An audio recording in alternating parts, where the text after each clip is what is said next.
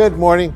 May is Mental Health Awareness Month. With that in mind, today we'll take a look at what's being done here in Michigan to increase the number of behavioral health professionals. Eric Doa, CEO of the Detroit Wayne Integrated Health Network, and Dr. Cheryl Kubiak, Dean of Wayne State University's School of Social Work, will join me. And later on our Sunday morning program, we'll tell you about a new WXYZ WMYD initiative that allows for removal request of some action news stories from our system that could help people get a second chance. Jeff Kernan, news director for TV7 and TV20, will explain.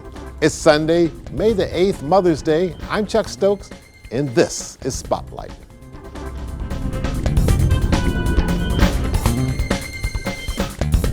Dean, you deal with this in an academic setting every day.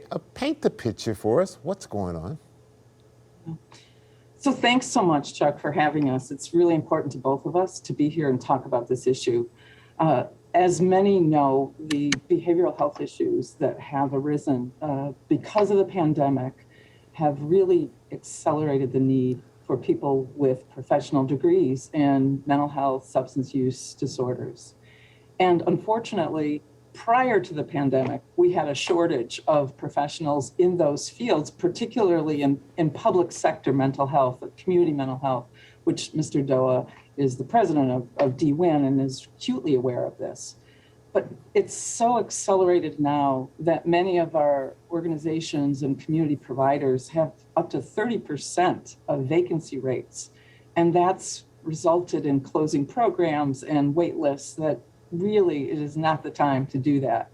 So from an academic setting, I'm trying to encourage people to come into this profession, but we have some hurdles. We've got, high cost of tuition and low wages.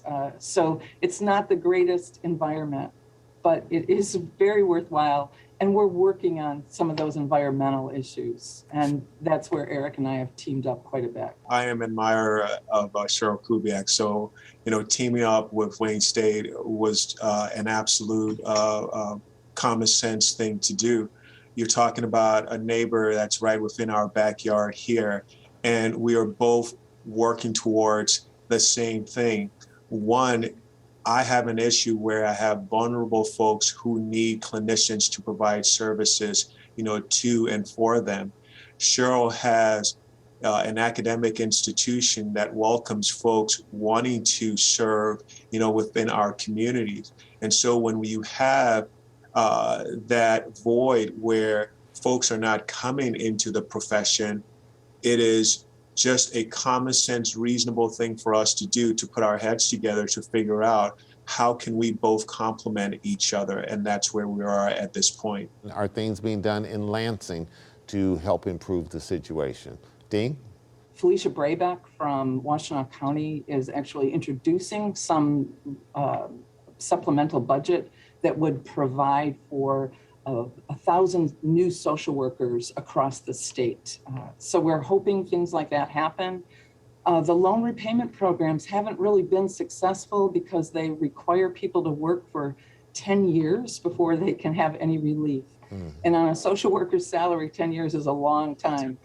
So we're hoping that we can incentivize things like payments for stipends for the internships that students do. Students have to do 900 hours of internships in community organizations. They pay tuition for that, but they often can't work those hours because they're in agencies. So we're also hoping, we've written to foundations trying to get support and programs that will keep students in public behavioral health settings. Right. Okay, we need to take a quick little break. When we come back, I'll pick up with you, Eric Doa, and let you weigh in on this as well. We'll be right back. Stay with us.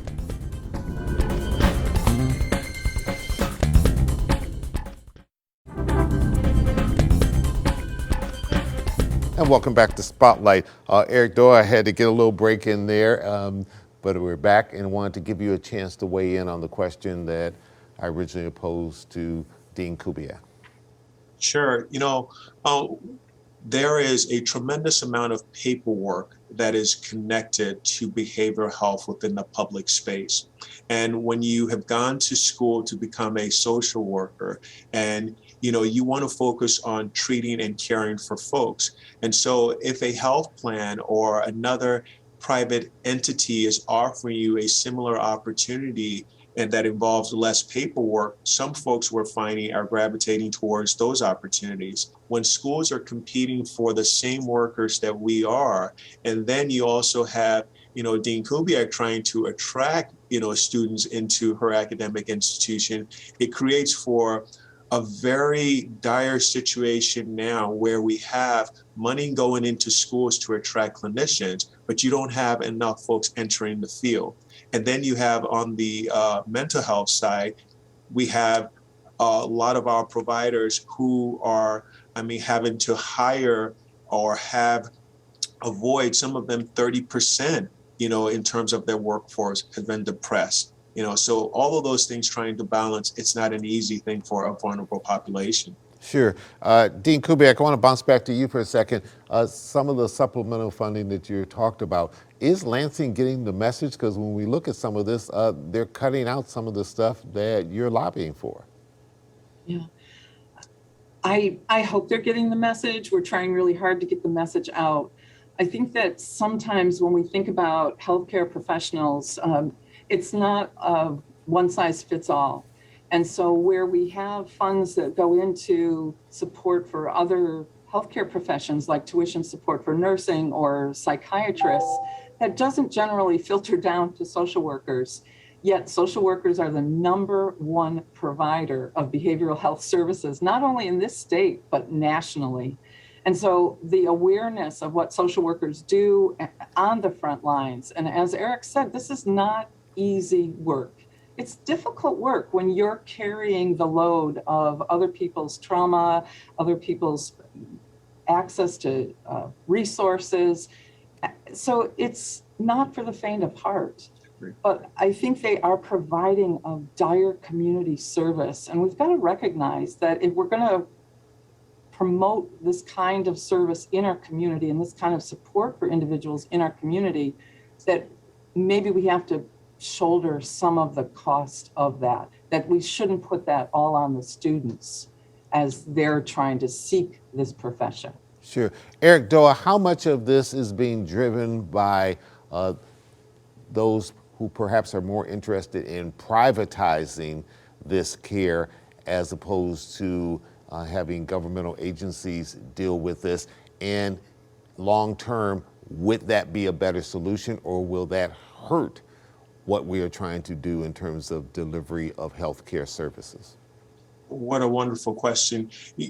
Chuck, to be fair and also transparent too, those forces will always be there. I don't think those forces, in terms of folks who are trying to privatize this, are necessarily the reasons why we have, the shortage of that exists within the workforce. This shortage has always been there. It's just that now COVID and other aspects in our communities seemingly they have exacerbated them. And what I mean by that is this: when you have now monies that are being poured into other professions or into other avenues, people now have a choice. If your nearby fast food is now hiring at $25 an hour, and you figure folks within our space are having to start at $12 an hour, that's a huge difference. Or you're talking about someone who's gone to school, who've earned a master's degree, but is going to start off somewhere between 50 and 60,000, where they can go into the private field, starting off at 75, 80,000. There's a huge difference there. Without a doubt, though, privatizing this is going to make it even more difficult, because now you're talking about a situation where private companies, they have dividends and all of those things to be concerned about. And so, utilization levels that they have to be concerned about. Within this space here, Chuck, there are other concerns that we have that folks don't consider it in the private sector. For example, transportation, whether folks, can get to that place to receive that care, whether they've had something to eat, whether they have a roof above their heads. Those are all aspects that are part of community mental health. And you cannot leave those things when you are having these discussions about, the shortage that exists within the workforce. Sure. Dean Kubiak, I'll give you the last word. You're competing against a lot of professions out there when young people go to college and try to decide what is it I want my future to be. What's the best and most rewarding thing about this field that you can say that would make a young person watching this program say, okay, I want to do that? I love social work because the profession is so versatile, but it's not only concerned with just the individual in front of you, but it's also concerned with the context around that person. And so social workers are trained not only to help the individual, but to see what system changes are necessary to support that individual. So having that duality of focus on both the individual and the community or the context makes me feel like I can get up in the morning, because I'm not just putting a finger in the dike. I'm looking at how are we rebuilding the dam. And that's what I'd say. That's the excitement, I think, about social work. And I've been doing this for my whole life. And that's why I love this job, because it's easy for me to talk about what's important about this work. All right, and when you get right down to it, it's about the village, taking care of the village. Dean Cheryl Kubiak, Eric Doa over at Detroit Wayne Integrated Health Network. Thanks so much for joining us today on Spotlight. We'll stay in touch with you on this very important issue, and obviously one that's evolving and transitioning and changing as you're lobbying legislators in Lansing and everywhere else. We'll try to do our best to keep on top of it as well. Thank you so Thanks much. so much. Thank you so much, and have a great day, and thanks for joining us today on Spotlight. And coming up, I'll talk to Jeff Kernan. He is the news director for TV7, TV20. He'll be talking about our story removal request process, something brand new that really impacts the public. We'll be right back. Stay with us.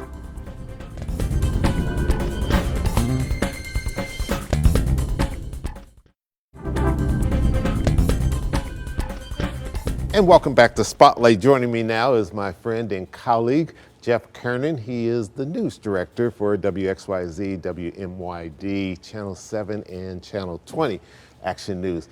Welcome. Pleasure having you on Spotlight. Good to be with you this morning, and good morning, Metro Detroit. Absolutely.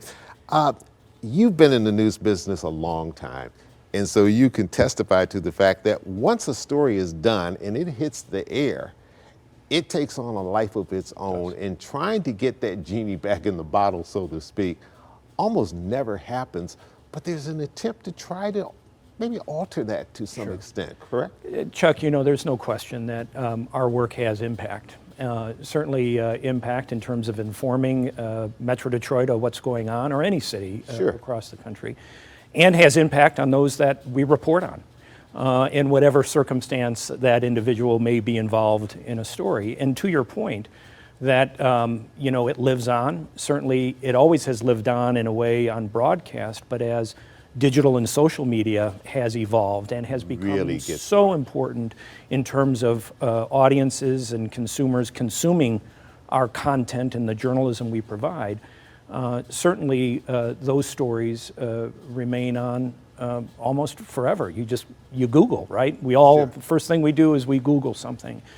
And, we would get over the years occasional requests from people that we've reported on saying, you have had this story from a couple of years ago. I was involved in a situation that was part of news coverage. Mm-hmm.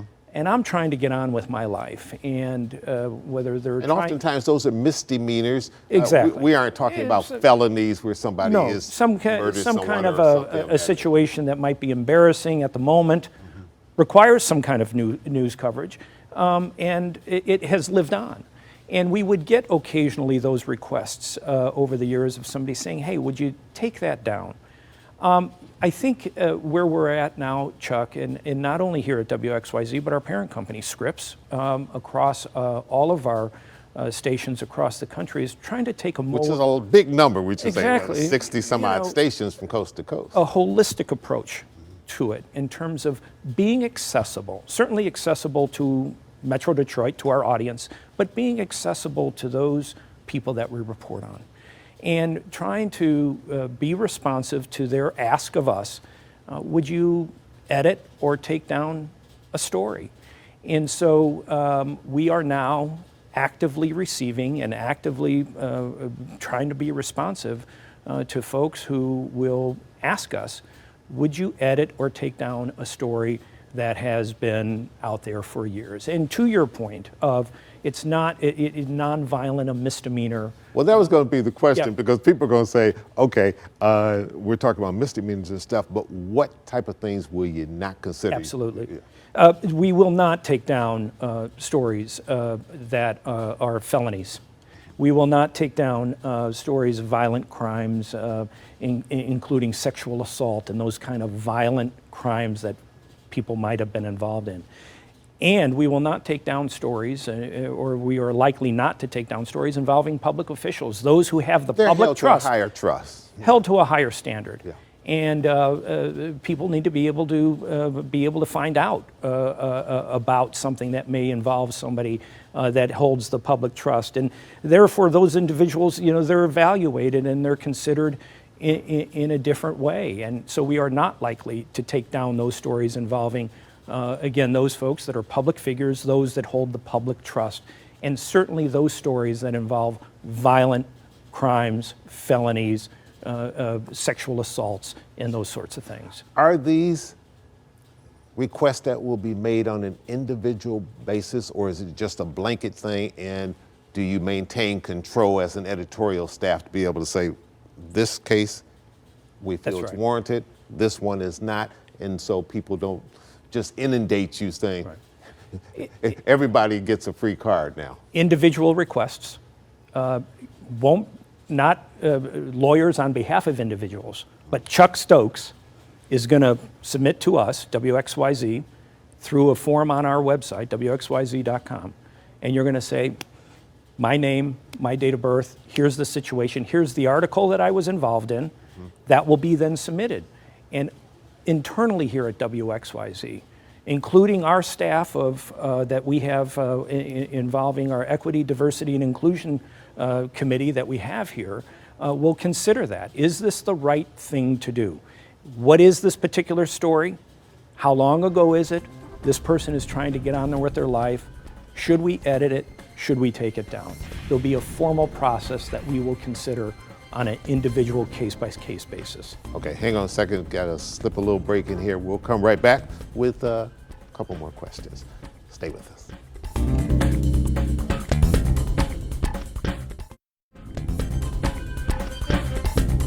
And welcome back to Spotlight, talking to Jeff Kernan. He's the news director for Channel 7 and Channel 20 here at Action News.